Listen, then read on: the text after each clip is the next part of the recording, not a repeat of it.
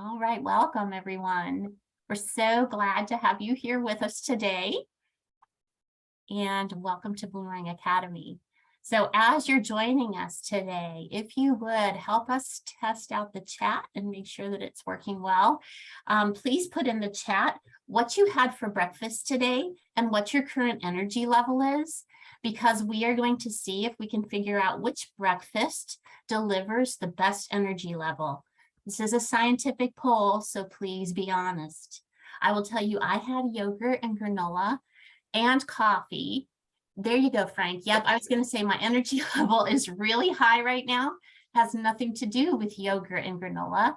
Has a lot to do with 2 cups of coffee. So tea, yogurt, and granola. See, oh, look at that, Margie. And your name's the same as mine. We may be twins.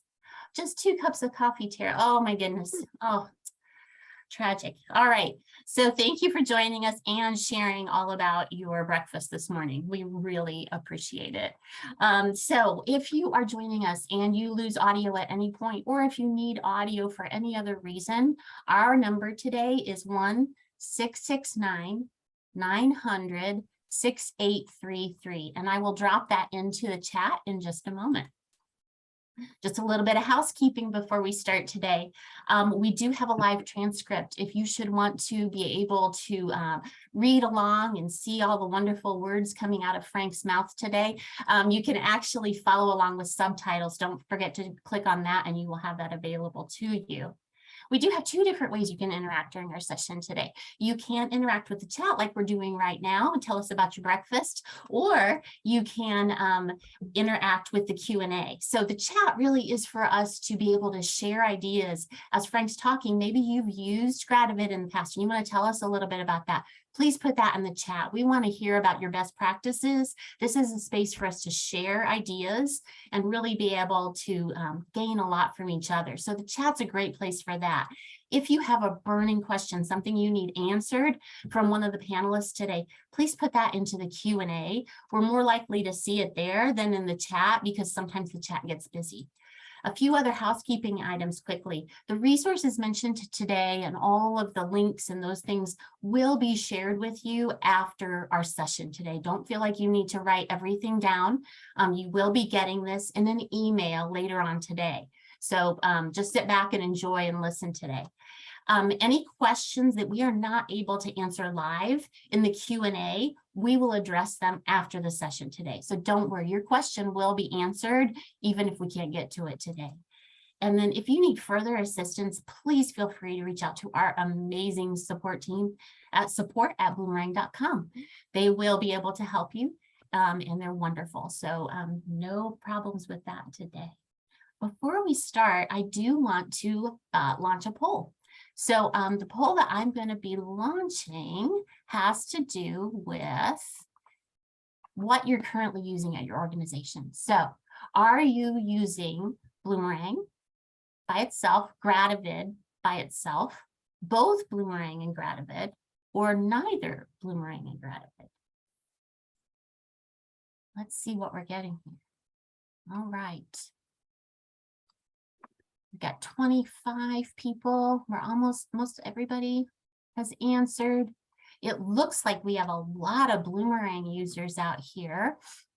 We have a couple of people who are both and a couple who say neither and aren't using either one right now. I'm going to end the poll and share the results here. So you can see 89% are using Bloomerang. We have 4% using both and 7% using neither. So we're going to have a lot of great information for you today, no matter where you're coming from. So, all right, but now I'm going to turn it over to our wonderful Frank Mumford, who is joining us today from Gratavid, and he's going to be sharing with us a little bit about how you can utilize Gratavid for appeals and solicitations. And I cannot wait to see this. So Frank, take it away. I love it. And yep, someone just shared the dial in. So I want to make sure we got that so you can hear me, but super excited to be here. As Margie said, I am Frank Mumford with Gratavid, but I was a fundraiser and still help out in a lot of situations with fundraising. Background, spent a decade doing that. Was a major gift officer with Greater Twin Cities United Way. We're going to come back to that here in a little bit, as well as worked in higher ed and have asked a lot of people for money a lot of times, both through email, through mail, and face-to-face, and as what we're going to talk about today, virtually. That was kind of a fun mix and something I got to try out over the last 2 years, because the inability to meet with donors face-to-face, or there's certain situations where donors are not going to be around. They can't meet with you, they can't get in front of you. And honestly, sometimes video is easier. So we're going to come back to that, and I will share some random facts throughout this that aren't in slides. As I always do, I get very excited when presenting, and feel free to use the chat. We have Britt here from the Gratavid team as well. She's awesome, and she'll help answer any questions. And so cool. Let me go ahead and I will share my screen and we'll get everything started. Give me 1 sec.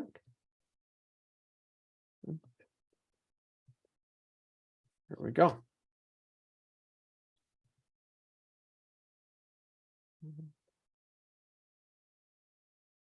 I said, here we go, and then I didn't do it. So, okay, here we go now for real.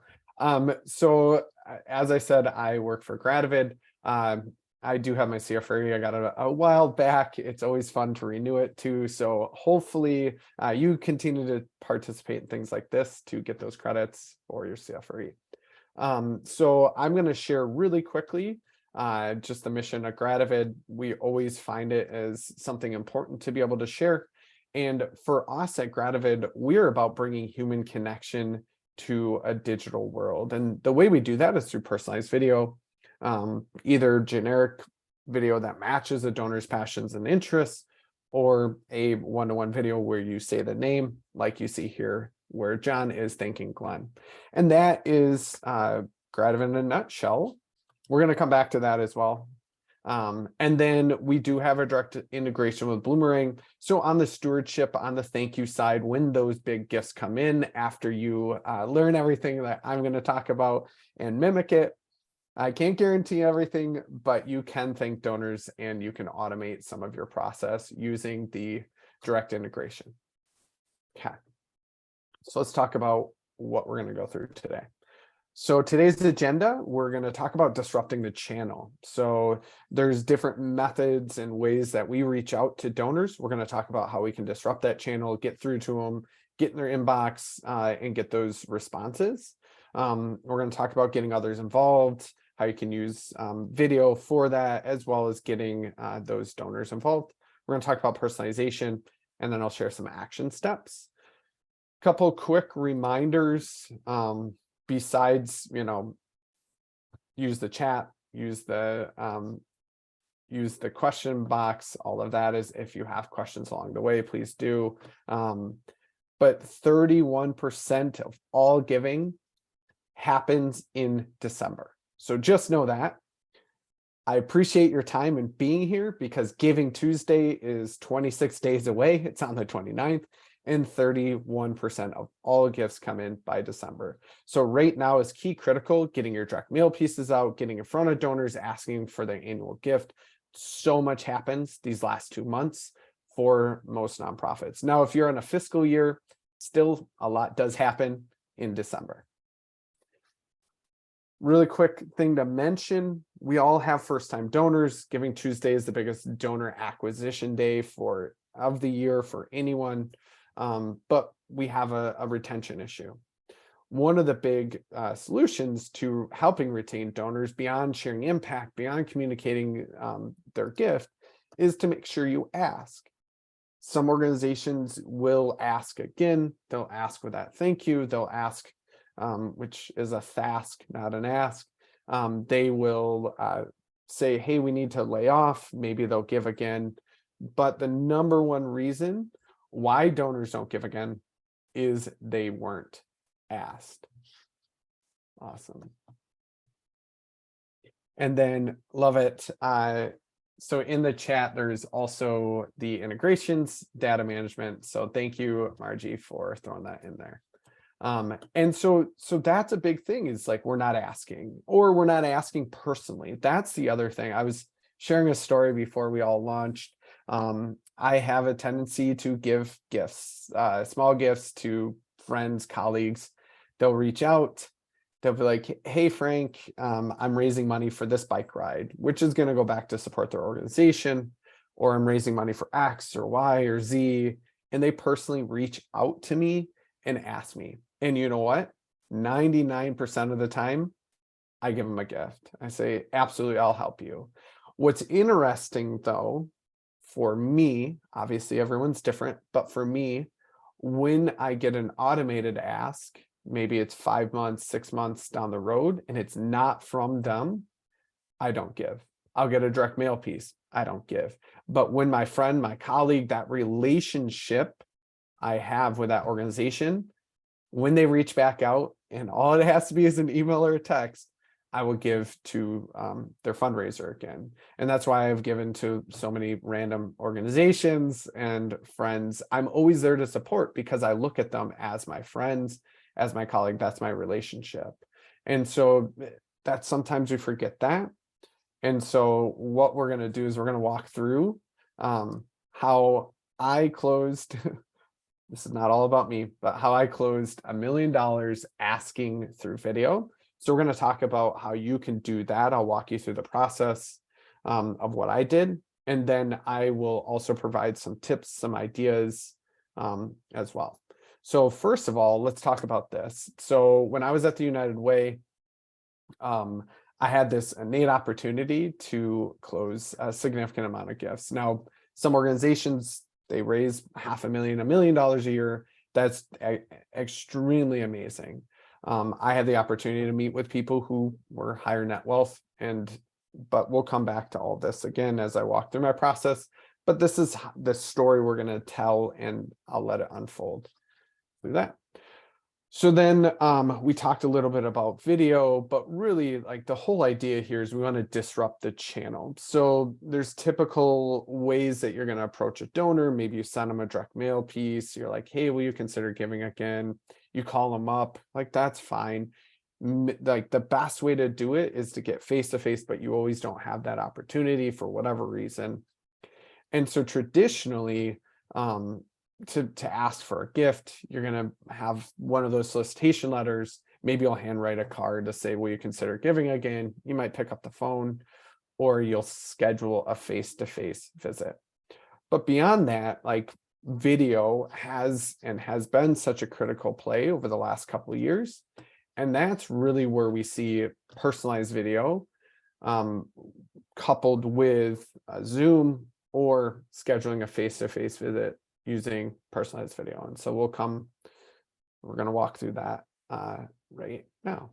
And so for me, my issue and the problem I actually faced was when I worked at the United Way. If you're familiar with the organization, they're a fall heavy org. Like, that's where all their giving comes in, the fall campaign. If you've ever participated in one, you get to wear jeans. Like, that's cool. That's kind of what people associate a lot of the United Way with.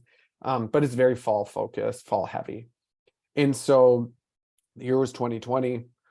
That's as far as I'm going to talk about 2020. It was kind of a crazy year, but I wasn't able to go do my traditional method of soliciting my donors. I would tend to show up to their campaign kickoffs or schedule a face-to-face visit. I would then present to them their annual ask of how much we were asking for, and then I would share a quick update on what it would do. And so I was not afforded that opportunity because everything moved virtual. People couldn't meet in person, or they didn't want to. And so I was like, crud, because I know the most effective way to ask for a gift is to, number one, actually ask. And then number two, do it in person, because there's that emotion, that ability to talk it through. And so I was like, what am I going to do? So I had to come up with a solution really quick. And it had to be effective, because if I was, number one, going to hit my goals, like, that was secondary. Number one, I wanted to help support my community. And to do that, I did need to raise money. And so that's where I came up with the idea of coupling both Gratavid and Ask for face-to-face visits for 15-minute increments. And so that was honestly my solution. Was I sent out a ton of invites to both one-to-one and in mass to my entire portfolio that I managed as a major gift officer. And I said, hey, I'm Frank. I would love to visit with you. Normally we get to meet in person, but unfortunately that's not going to happen this year. I'm going to send you a packet in the mail of what I'll be asking, but I'll walk you through. And then what I did is I provided a way for them to schedule time with me. So I'm going to walk you through that actual process.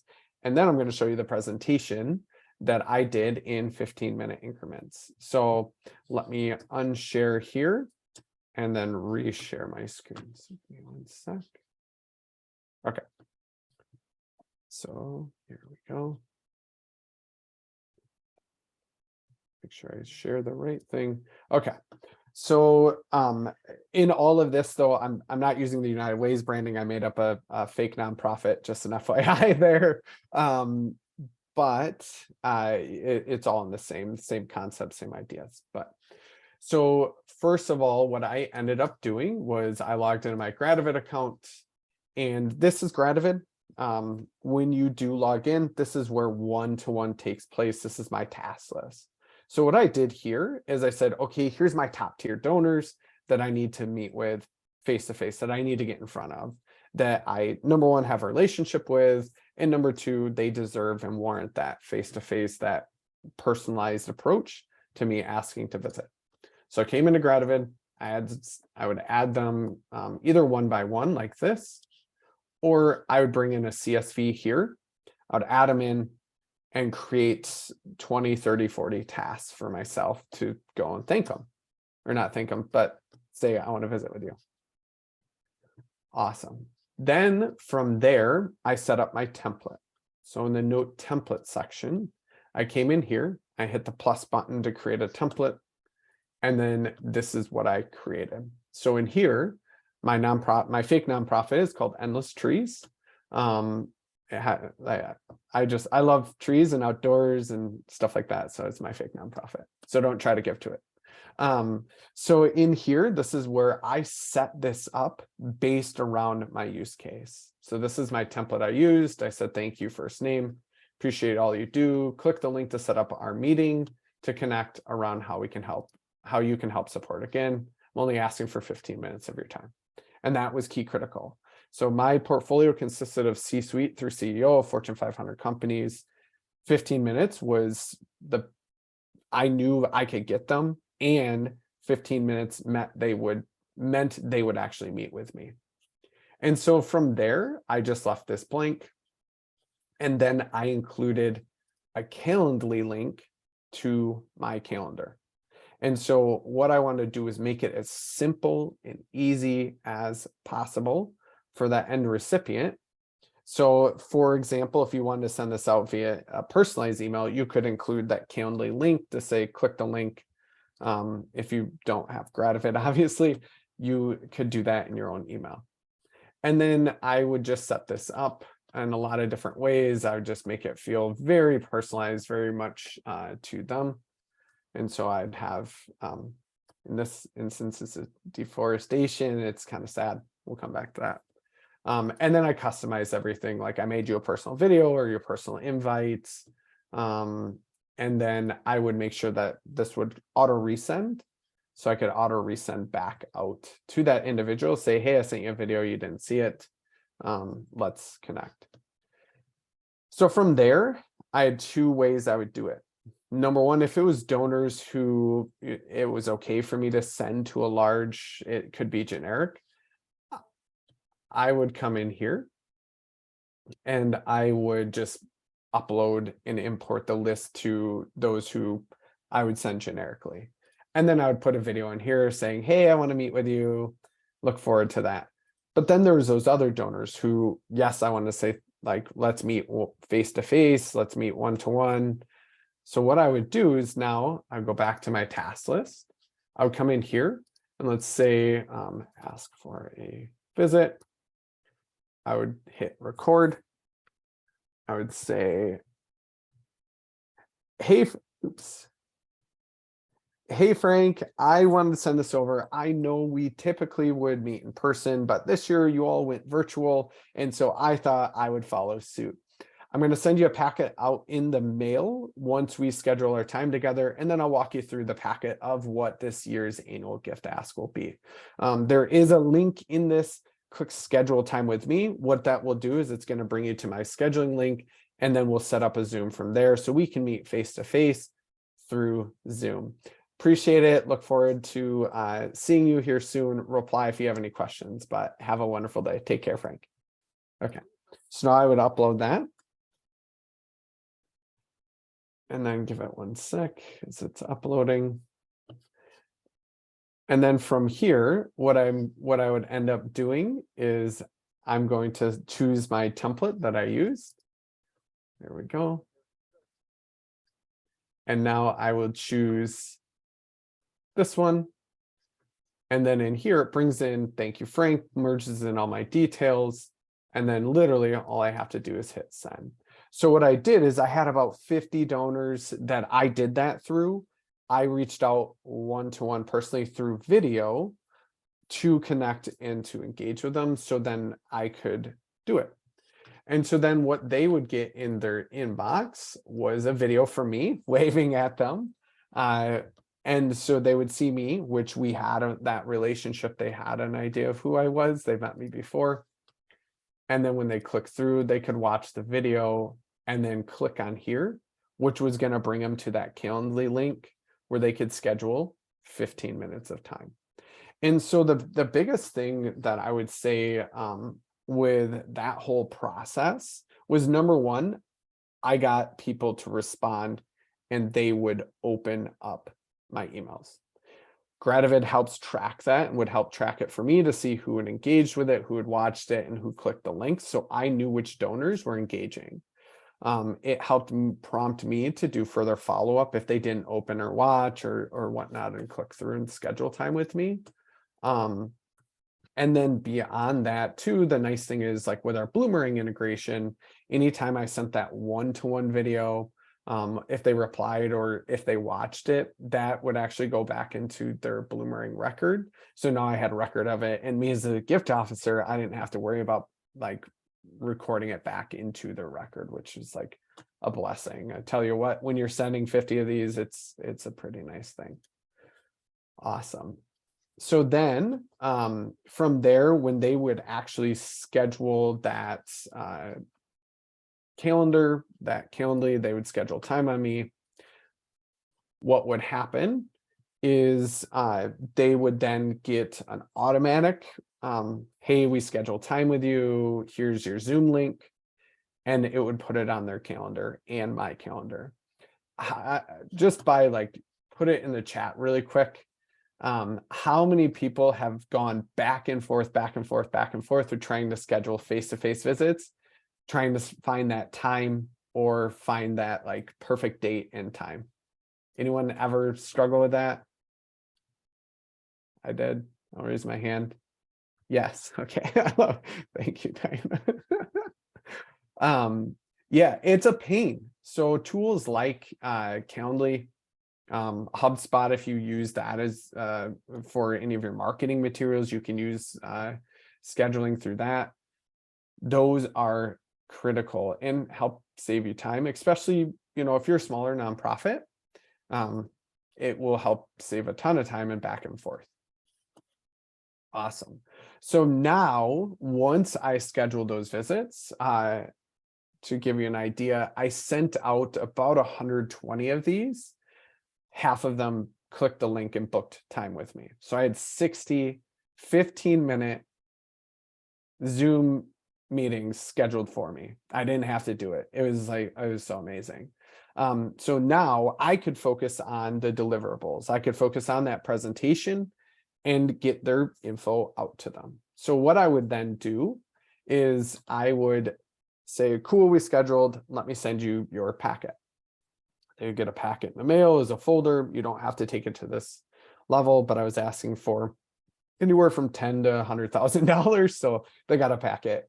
But what would happen was within the packet, it talked about the amount I was asking for, where I was going, and it gave a personalized approach. Oh, love it. Yes, thank you for putting Calendly in the thing. There are other scheduling tools out there, but I use Calendly.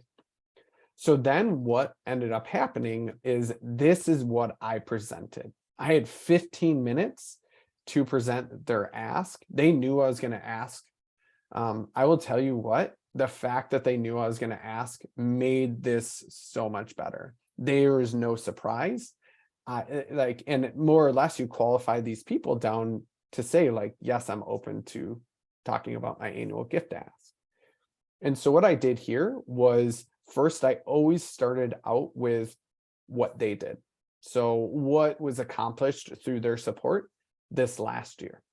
So for example, with Endless Trees, $1 planted a tree, but beyond that, it helped with saving trees, it helped reduce carbon footprint, and also trees offer community benefit. So for that donor, I said, you helped plant 750 trees last year. That is amazing. You also helped save 250 trees. So right there, you saved 1,000 trees, or you made 1,000 trees being alive on our planet. That is amazing, which offset 44 tons of carbon and created a community benefit of $4,500. So if you didn't know that, that was amazing. And so this would then allow individuals to know their impact if they hadn't seen it again. You're kind of re-inspiring them and reinvigorating them around what they did. Then I shared our mission, which was saving the world one tree at a time. Awesome mission, love it. So I would just re-engage on what our purpose was, because that is like the overarching understanding of what we do. We would talk about their goals, our goal, to become net positive on tree planting. That was our goal. With the United Way, it was a little different, but this is my fake nonprofit. And then from there, I would share with them what we were facing, what we were up against. So in this case, we continue to see increase in deforestation, and we're seeing a loss of major species and increased forest fires because of all of this. And so I'm sharing like what the community is facing, what our nonprofit is facing, what the world's facing in regards back to that nonprofit. And then from there, it was what was needed. So what we face and then what is needed. We need to increase program staff to meet tree planting demands. We need to research and do more research on forest fire management. And then we need to talk about legislation and volunteer support. We need help both with planting trees, but to talk about changes in legislation to help support the forests and end deforestation. Okay. And then that's what rolled me into their opportunity. If you notice here, I did not, and I never did put a number. I would lead first with what would be accomplished, and then it was how much money. And so your opportunity, what I'm asking for this year is a gift of $1,250, which is going to plant 1,250 trees, save 500 more, and also help support and offset 73 tons of carbon. Would you consider helping plant 1,250 trees this year? And I would just pause. And so at this point, I made my ask. I told them how much. They had their packet in front of them. They kind of followed along. And at that point, I would either get a yes, a no, but we'll do this, or I need to look at my finances again. The last one normally wasn't as common because I knew I was going to ask for money. So they probably already had that conversation. Sometimes I was talking with both partners, but this approach is what helped me close 59 out of those 60 people I talked to. I always jokingly say the one donor who said no, he told me he was going to say no. I went at it anyways. I didn't care because why not? There's There's no reason. And I always looked at individuals as being potential advocates versus like, even if they don't give you money, they can advocate for you, they can volunteer, they can still support in other ways, even if it's not a financial way. And so at the end of it, this is when they would tell me yes or no. If they said yes, I would book a pledge and say, hey, so-and-so is going to give XYZ. And typically people were very appreciative of it because it was very like I would tie the numbers. They were like, oh, I didn't know that. We were talking before this call kicked off that people do love to see numbers. They love to understand both quantitative and qualitative data. And on the quantitative side, if you can figure that out, we're going to talk about that here in a second. But really, like telling the story and me telling this story to you all, it's what helps retain. And so in this instance too, a lot of times I would share a quick story about an end recipient, about a person who took advantage of like their beautiful tree in their boulevard or whatever. I don't know, but I would share that story. And that's really where people would get extremely excited to not only see the data because they're like, I didn't know this, but to hear that end response. Okay. That is more or less the story. I'm going to give you some ideas here after this, but with that, I'm just going to pause here, drink a sip of water and see what questions people have. And we're going to do a quick poll. So Margie, do you want to do the poll right now? Sure, let's do the poll. All right, so here's our poll question for you. What is your preferred way to ask for money from donors? Do you prefer face-to-face, e-solicitation, direct mail, phone call, or peer-to-peer? I love it. And I mean, we're saying yours, so that means you individually. Not everyone likes asking for money. And I'll share just a really quick story as this poll is coming in. One thing I would do annually with all my donors in my portfolio and anyone who I manage, once a year they got a message from me where I would say, listen, 90% of my communication to you is going to be me sharing your impact, getting you more involved, connecting you with our organization, all of that. And 10% of my communication, maybe once or twice a year, is going to be talking about money. And I would always lead in with that so that every single donor that I worked with knew, number one, it was not all about the money. And then number two, I would be asking about money. So when I went to do this and say, let's meet, they knew I was doing what I said I was going to do. That's a part of getting involved with your organization. Awesome. So poll is done. Yeah. Looks like a lot of e-solicitation. Yeah, email is like tends to be people's preferred method, which is like totally fine. Face-to-face, you will close more gifts, Zoom as well. But yeah, and then direct mail. So really that's like the beautiful approach of multi-channel as well, is like when you're building relationships, working with people, emailing them and utilizing that, sending out your direct mail appeals. I love that phone calls last. Like that's hilarious. And I'm not surprised because 1 in 10 people pick up the phone. So it's just kind of monotonous and like we feel intrusive. And honestly, that's where video, especially like sending out Gratavids like I showed you, that's really what people like getting because it's on their own time. They can choose to see it when they want to. Same with direct mail and e-solicitation. It's on their time. It's not as obtrusive. When you go to make those asks face-to-face, you will net more gifts.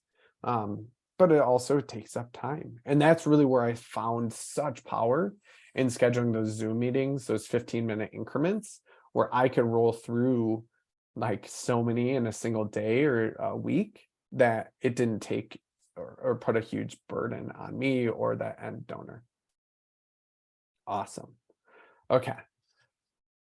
So steps to get here. One big thing that a lot of people that comes up is impact calculators. So when I worked at the Salvation Army, or not the Salvation Army, when I worked there as well, but when I worked at the United Way, we created an impact calculator.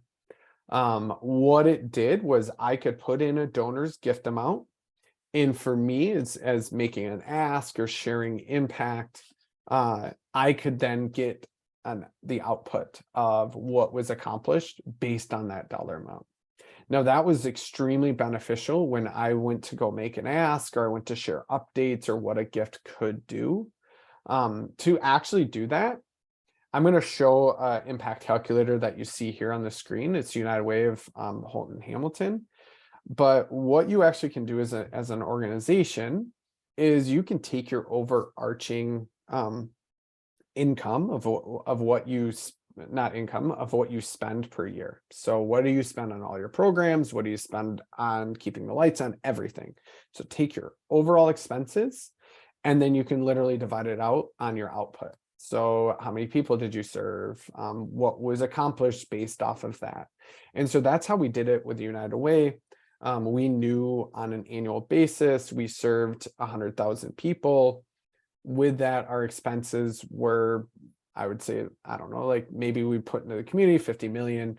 And so you could do the math based off of our expenses with our output, all of that. And so there's a lot out there to be able to do it. But let me show you just a fun calculator, because I like to share examples. So give me a sec and then I'll share. So I'm going to put it in the chat as well, so you all can take a look at it. Hopefully this isn't going to screw up their stats of what they do and track on this, but yeah, it's super fun. Let me share. Okay.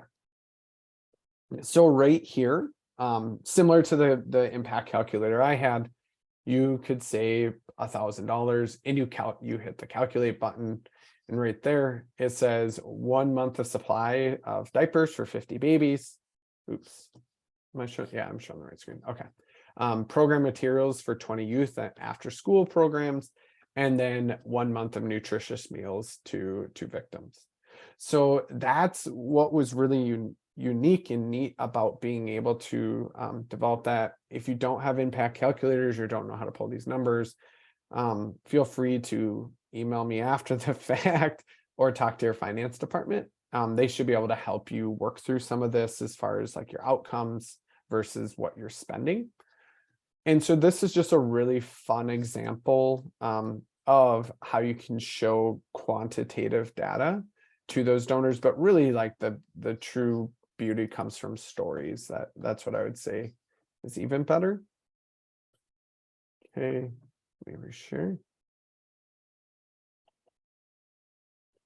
Next is utilizing technology. Like obviously I work for Gratavid. I'm impartial to our product. I used it.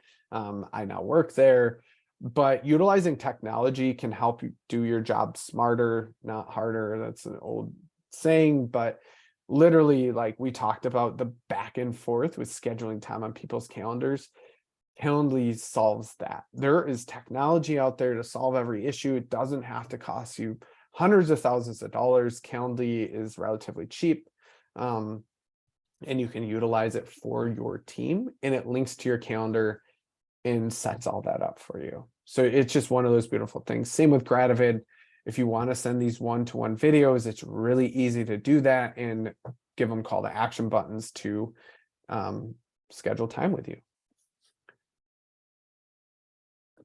So if you didn't know, you're talking about technology and video, viewers retain 95% of a message when they watch it in a video compared to 10% with reading and text. So if you're going to share a video or share impact testimonials, video is going to share that impact way better than anything you can write up.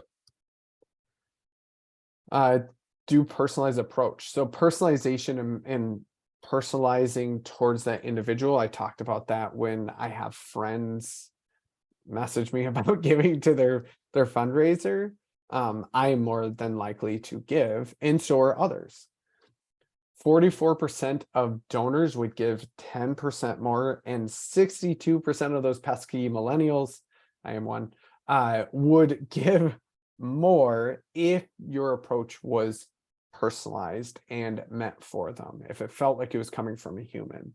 Humans like to talk to humans, as much as when you go into the airport now and push the button to get your McDonald's, people do still like to talk to people. So pretty good story there. Engage donors around specifics. Once again, your specifics can be towards the annual fund, but there's still outcomes that your organization has because that individual gives to the annual fund. Share specifics. So in this video, this is Jennifer. She's sharing, the second video that she shares is actually them interviewing an end recipient of the clean water that they're providing that community. And so being able to share those specifics, the gifts go to the annual fund, but the annual fund helps this happen. Show the solution and talk about the solution that they'll help provide through their gift. And then in the process, you're bringing them closer. Let them help decide as well. And as you continue to bring people in through relationships, through all that, engaging through specifics will help you. This is a really good takeaway from the Lilly School of Philanthropy. Donors expressed a greater desire for nonprofit organizations to communicate the impact of programs and services and to be informed in more engaging and personal ways. So it speaks back to what I was just talking about. This is from understanding how donors make giving decisions. They make giving decisions based around impact and understanding personalization and relationships. And then lastly, use video to break through the clutter. I talked about disrupting the channel. I utilize video to get through to people, to get them to book. I simply asked them. I didn't have to write anything. I didn't have to type anything. I literally recorded a quick video.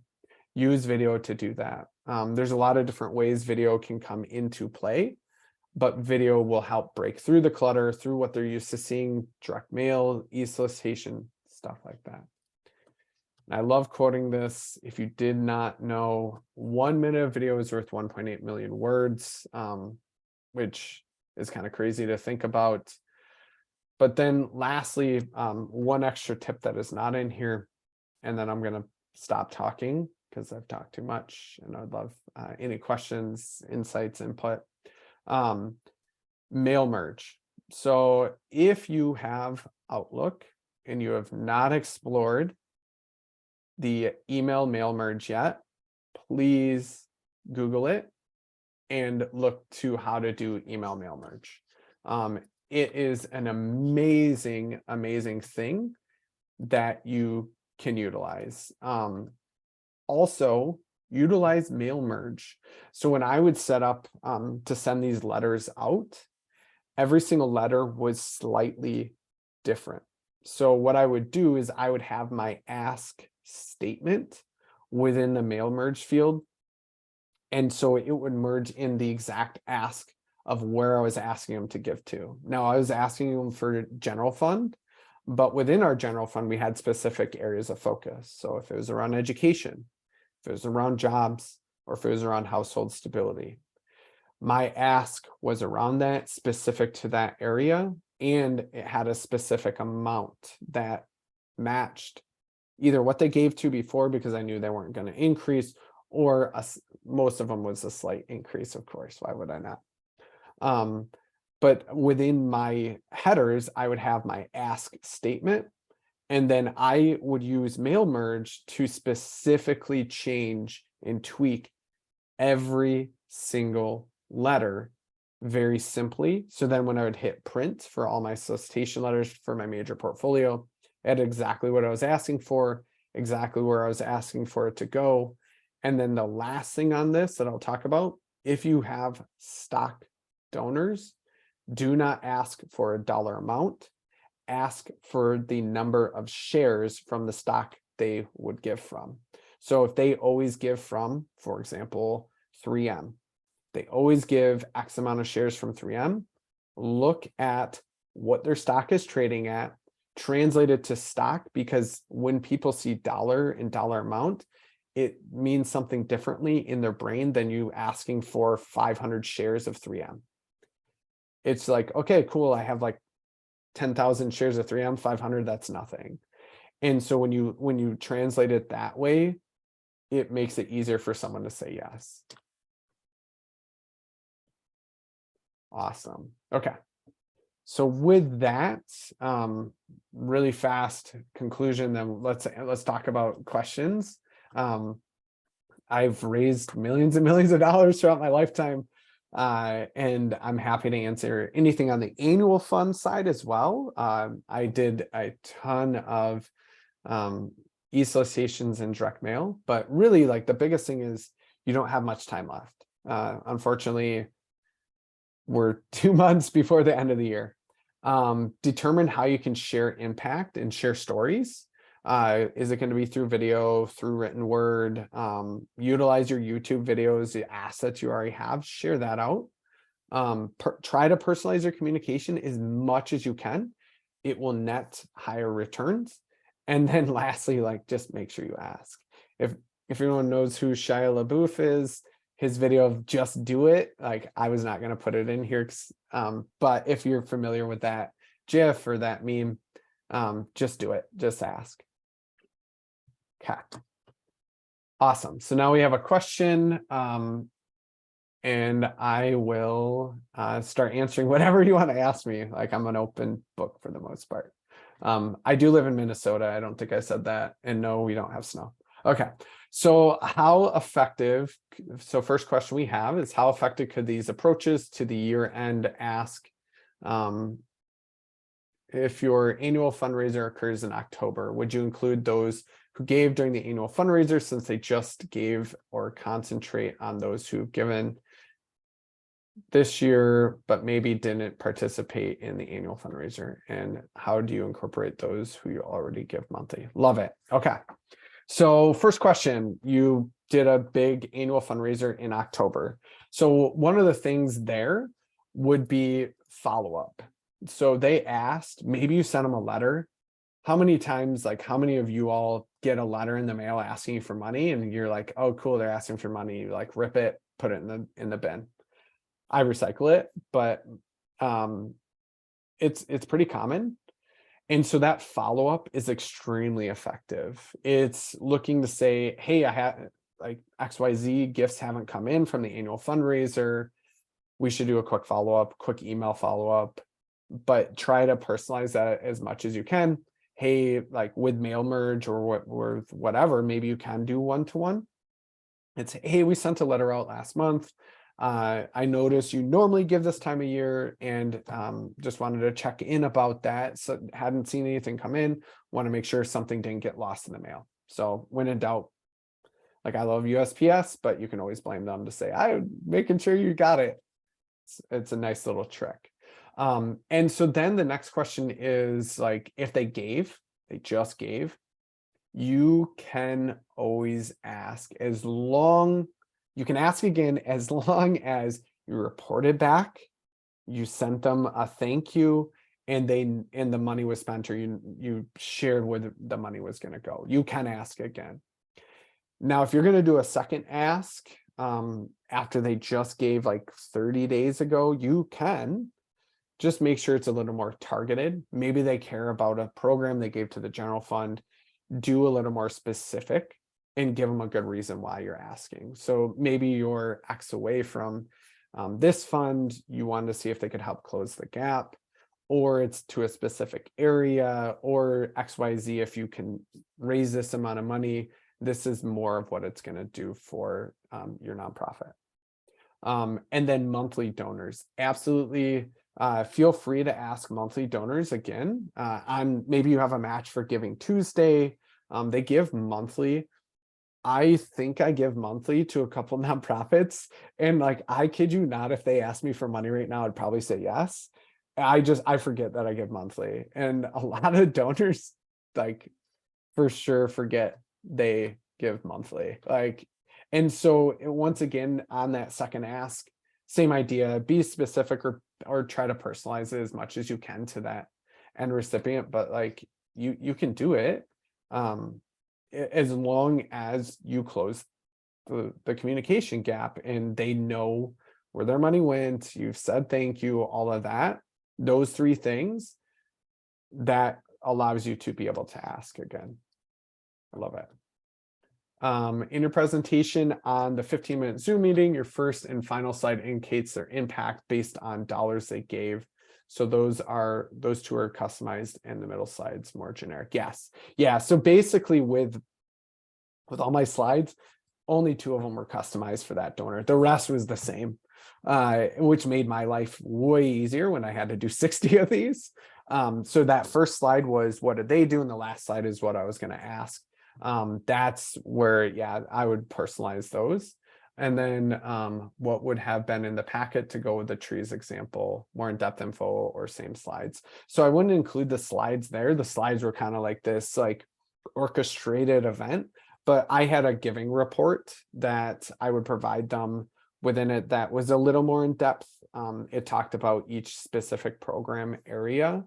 And then within the packet, it did include like a form letter and then an envelope if they wanted to submit their pledge or send a check in. So in their packet, they just had my standard ask letter that I would send out and they would always get, just so they had it in writing. But as far as the packet, I try to keep it as simple. I remember giving a first gift to an organization.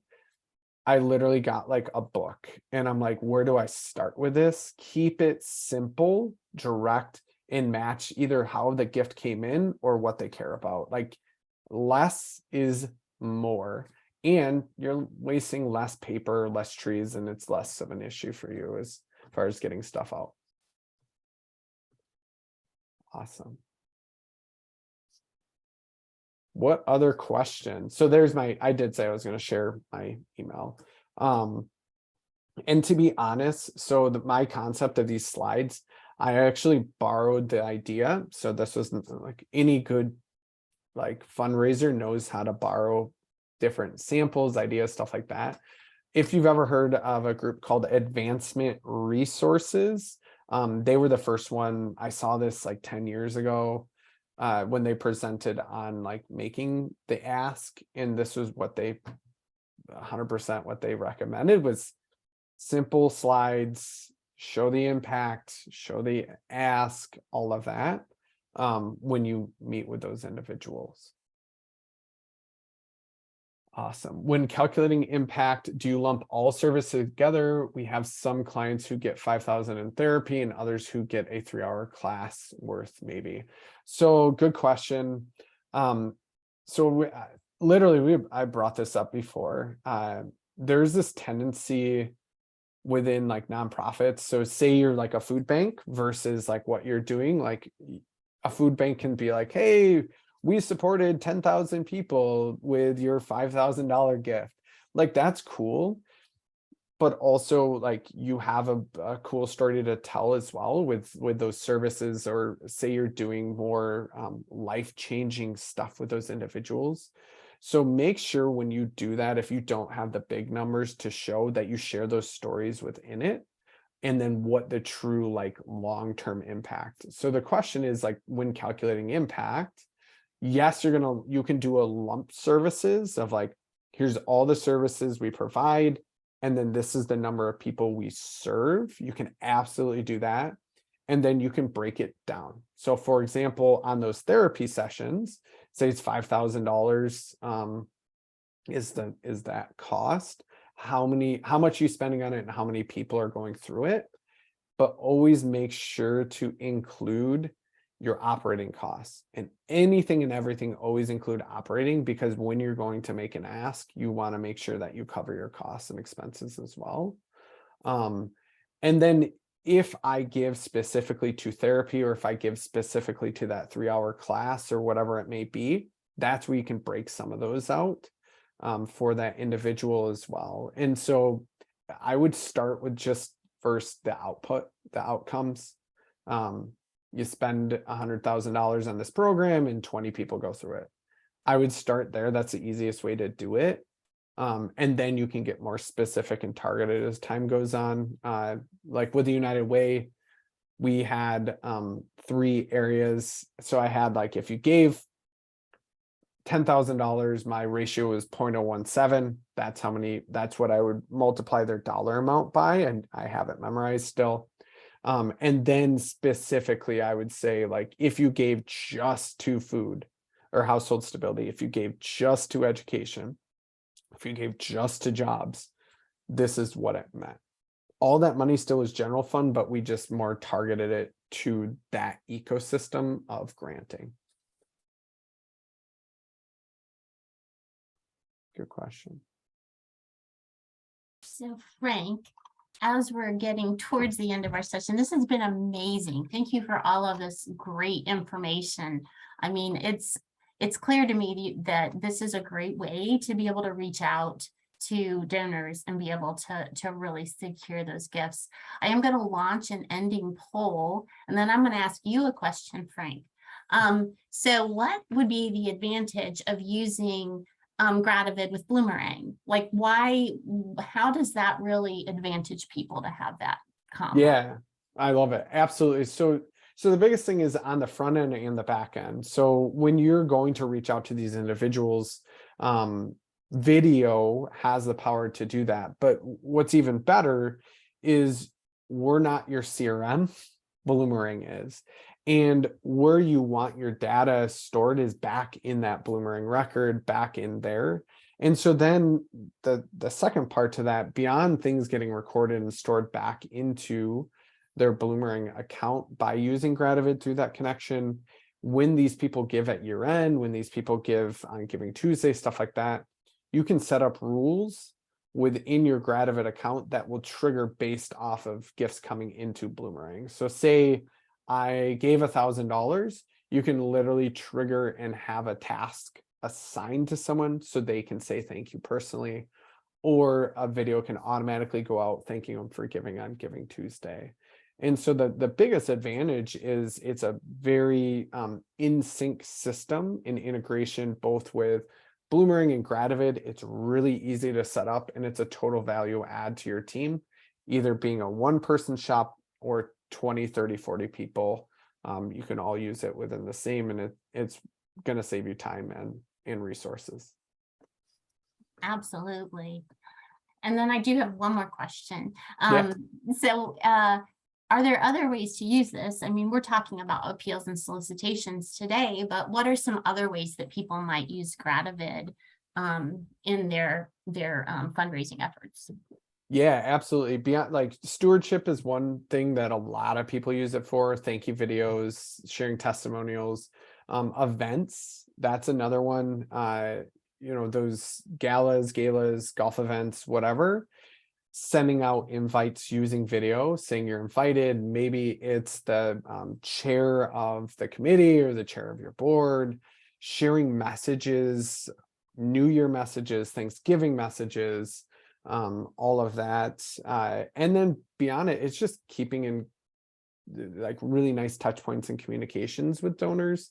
One of my favorite ones was for Valentine's Day. I would send stuff out to my donors who I knew were widowed, and I would say happy Valentine's Day. I know it's just you, but we wanted to say we're thinking of you on this day.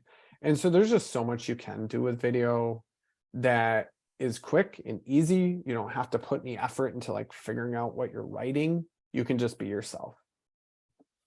Yeah, I totally love that. And it feels very, very personal. And we know that people, especially now, I think people crave that like personal touch. And so I think that's just a remarkable benefit of Gratavid. So Frank, we just want to thank you so much for being here with us today. And Brittany, we always love hearing more about how we can utilize Gratavid as a resource. So for those of you who've answered the poll, thank you for being with us today. Thank you for being a part of this session. We hope that you'll continue to reach out. I know Frank has shared his information, and please look for more sessions coming up in the future. We're really excited to be able to help you utilize your Bloomerang platform in the best way possible. Thank you. Have a great year end. And in the chat, I put my schedule link if anyone wants to schedule time. But thank you all again so much. It's always a pleasure to hang out with you all. Thank you, All right. Frank. Take care, everyone. Bye-bye.